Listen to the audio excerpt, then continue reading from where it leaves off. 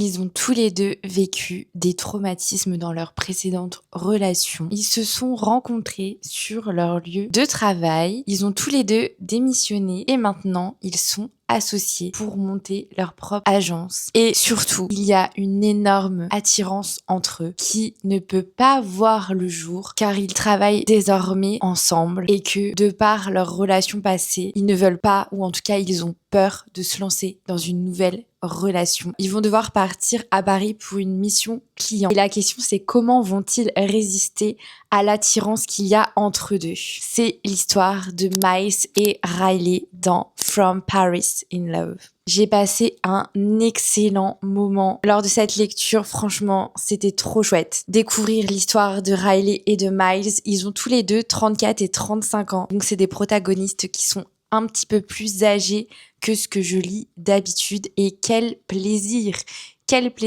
de lire des histoires autour de trentenaires qui ont aussi des problématiques autour de l'amour, autour d'envie, autour de peur, autour de traumatismes qu'ils ont pu vivre dans leurs précédentes relations. J'ai adoré les thématiques et j'ai trouvé que c'était vraiment hyper bien écrit, hyper bien amené et j'étais à fond, du début à la fin. Et au niveau des tropes, on est sur du Friends to Lovers, du Workplace Romance, du slow burn, de la proximité forcée et du He Falls First. Franchement, c'est des tropes qu'on adore. Si vous aimez bien ces tropes, je vous recommande.